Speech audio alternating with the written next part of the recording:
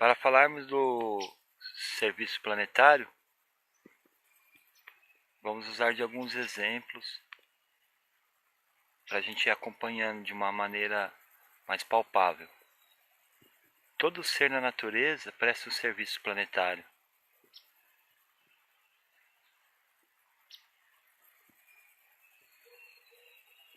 Essa alface,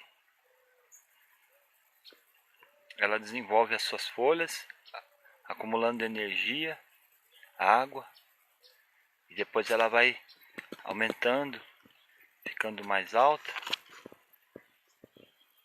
depois que ela chega num ponto maduro.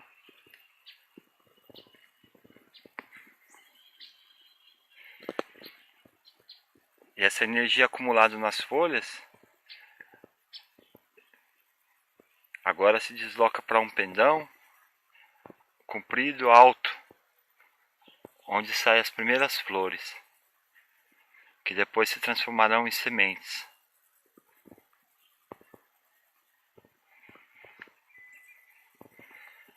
Então essa energia acumulada nessa planta, ela parte de um propósito, uma conexão da alface, desde a primeira alface, e as variações no clima, as dificuldades no habitat natural e as suas próprias necessidades. Uma das principais necessidades é a propagação. Então a propagação das espécies, essa planta, a partir da conexão individual, ela elaborou uma série de dados ao redor para suprir as suas necessidades. Então, como toda planta, ela necessita soltar sementes um pouco mais longe da onde ela está enraizada. Por isso ela faz uma haste longa. E essa energia que ela acumulou durante muitos dias, ela é dedicada um pouco a esse crescimento dos pendões, é dedicada às flores. Essas flores, uma porção de mel, de néctar, para que as abelhas, os polinizadores possam vir retirar alguma coisa do seu interesse e assim polinizar as flores de uma planta e outra. Então essa energia não é só para ela, ela precisa dedicar e ofertar às abelhas e aos insetos uma porção de algo, um néctar, uma porção muito fina de sua energia e de sua característica. Assim, ela consegue também nos ofertar as folhas que são apreciadas pelos homens. E o homem, dessa maneira, ajuda-as cultivando as sementes e plantando alface em seus jardins. Então dá para a gente ter uma ideia de como todo ser, cumprindo o seu próprio papel, desenvolvendo-se a partir de suas próprias necessidades, ele coopera dentro de um serviço planetário, dentro de um jardim.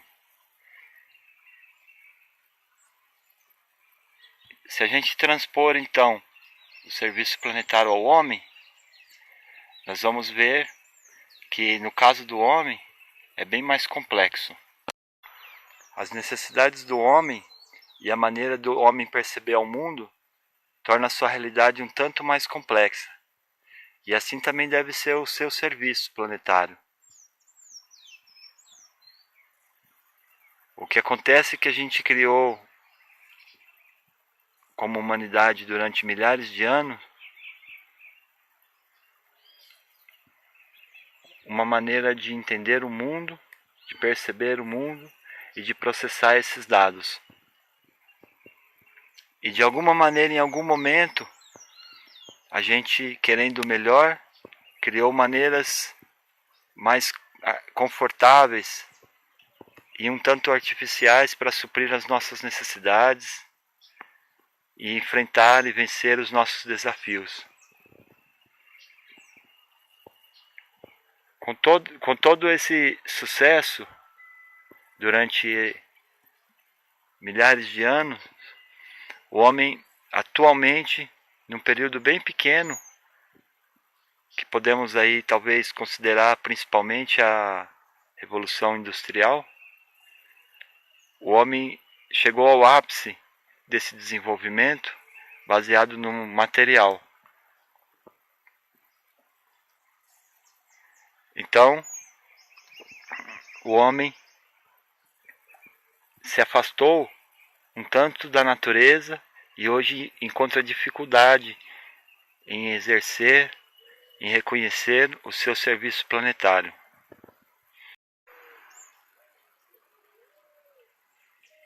Como cada ser, o primeiro passo é a sua conexão individual, ancestral, e depois, ou ao mesmo tempo, a relação com o seu meio. Então, para o homem encontrar o seu serviço planetário, ele precisa de uma conexão com o seu eu. Ele precisa conhecer quais são as suas necessidades básicas. Ele precisa desenvolver uma estratégia para supri-las. É aí onde a gente percebe que o homem, com o seu mecanismo e processamento de dados, ele chega a um ponto de identificar 4 consciências: a instintiva, dos instintos e ao nível da sobrevivência, a de mamífero, onde ele se encontra em meio à espécie humana e a reconhece, e as necessidades de interação dentro do âmbito humano, o que nos leva nesse momento, onde também estamos, a maioria de nós humanos, em nossa humanidade, adentrando a consciência planetária, que envolve a vida como um todo, e não só mais a espécie humana, mas a espécie planetária, dentro de um planeta vivo, dentro de um sistema solar vivo, dentro de uma galáxia viva. Então essas 4 consciências, somando agora a 4ª, consciência cósmica,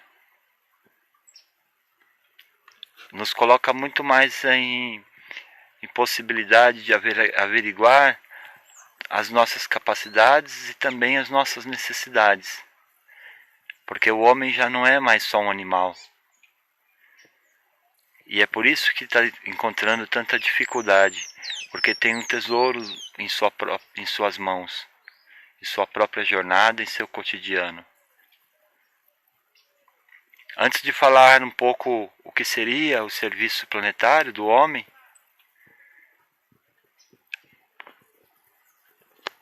a gente pode concluir até aqui que o homem precisa encontrar o próprio ser, reconhecer e estudar as próprias necessidades, encontrar os desafios, e aí sim, a partir desses desafios, traçar uma estratégia igualzinha os animais, de acordo com o seu ambiente, com a sua própria capacidade, com o seu próprio tempo e caminhada, sua própria constituição individual, e também dessa maneira ele encontra o seu serviço planetário. Então, a gente sabe que o ser é o propósito em si.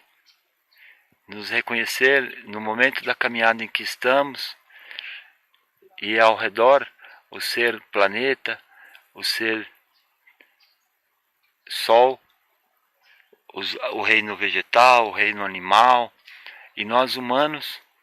Então assim podemos reconhecer esse propósito, o grande ser. Quais são os desafios? Em segundo plano, a gente encontra os desafios para que a gente possa se harmonizar, ter uma moradia, ter o alimento, ter suprido essas necessidades e identificar e também necessidades coletivas, as quais precisamos para um maior desenvolvimento. Então o serviço planetário nasce. Após o serviço planetário nascer, a pessoa se sente numa situação em que precisa ter uma vigília diferenciada. Ele precisa estar sempre no agora, observando, processando, investigando. É aí que vem o número 4, a forma. Que ferramentas eu vou usar para medir, para definir, para harmonizar?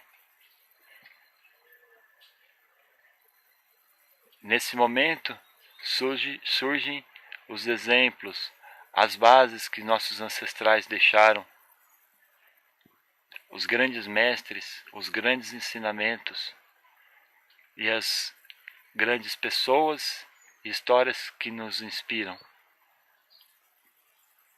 Então, nesse momento, nós podemos ter uma ferramenta a partir dessas bases para nos alinhar com um serviço planetário. Firmado esses 4 pilares, naturalmente surge um centro. Imagine um ponto. 2 pontos, entre eles pode-se traçar uma reta. 3 pontos, podemos ter um triângulo. O 4, um quadrado, que é uma forma que tem mais estabilidade. E o 5, depois dos 4 pontos, a gente põe um no meio. Se a gente pega esse ponto central e puxa ele um pouquinho assim para cima, nós temos uma pirâmide. Então, essa pirâmide é uma célula, uma figura completa que irradia. Então o 5 é o poder do espírito. Nesse momento a gente pode ligar aos conhecimentos ancestrais e às bases primordiais, o que a Terra nos deu, os astros, o que o universo nos dotou, o sistema solar, as estrelas, a Lua, a Terra, são o nosso firmamento. Então, o ciclo de 13 luas, de 28 dias, é uma base feita para que a gente possa observar e ter uma noção dos dias, dos períodos, e uma compreensão interna e do exterior, ao mesmo tempo junto. Então essa integração, ela permite que a gente avance num outro ponto, que são os 13 passos sagrados, a jornada do 13, que a gente também chama de onda encantada. O 13, nesse caso, é os 13 tons galácticos, os 13 tons de movimento, as 13 luas de 28 dias dentro de um ano solar. Então todo o movimento da vida ocorre dentro do 13.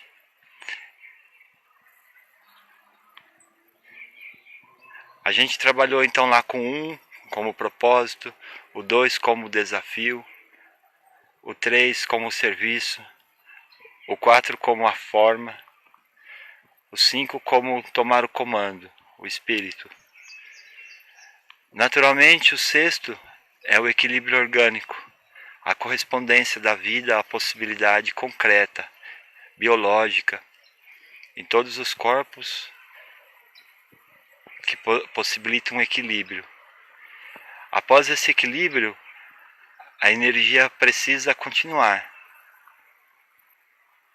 E então é canalizada, harmonizada com o 7. No 8º, se tem uma integridade, um sentimento de uma presença e um sentimento de integridade. É aí que a gente percebe a unidade da vida e começa a modelar junto com o próprio poder da criação. No 9, então, na 9ª casa, onde é a torre da intenção, é onde a gente consegue, então, a ação é posta em movimento.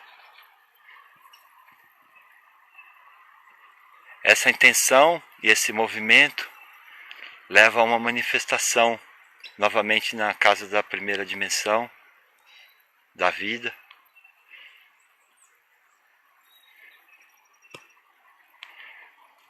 Então, na 10ª casa, a partir da manifestação,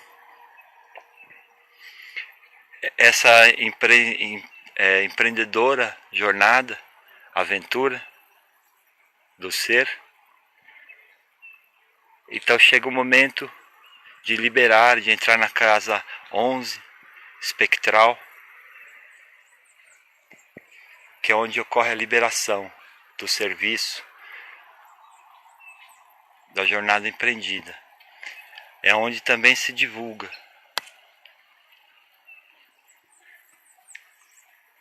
Logo mais a gente chegando na casa 12, que a gente chama de cristal, onde as coisas se tornam claras mesmo, e a gente pode olhar como foi, se dedicar à forma que ocorreu, reconhecer, avaliar, festejar também. E nesse momento abre a possibilidade ainda na casa 12 da gente observar novas aventuras e novas ondas encantadas de 13 dias. É onde a gente observa e se conecta também com o propósito da unidade do ser, da mente instintiva, da mente da espécie, do cachorro, na mente também planetária, na mente cósmica,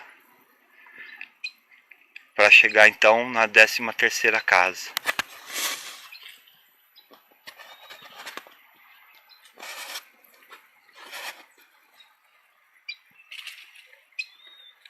A 13ª casa é a casa da presença.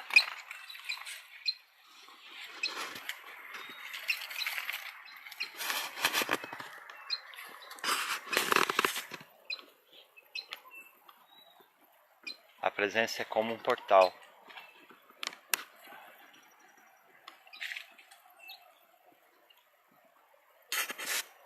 É uma porta que a gente presente, a gente pode encontrar.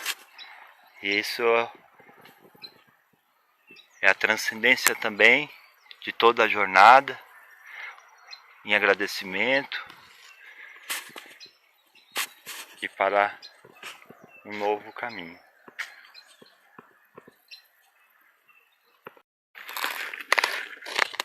Esse novo caminho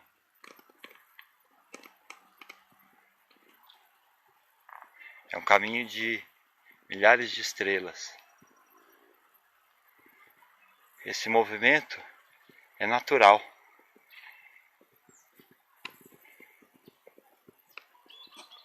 Podemos então reconhecer que a mente no presente é a principal ferramenta, o principal ensinamento que pode nos possibilitar investigar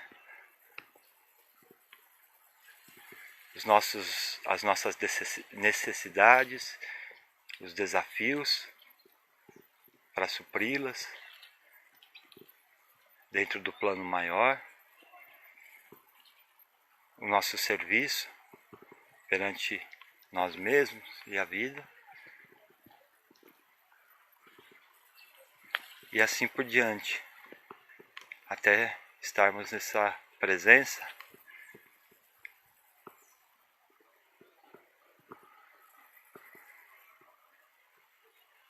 que está sempre ao nosso lado e que estamos cada vez mais juntos na conexão. Arro.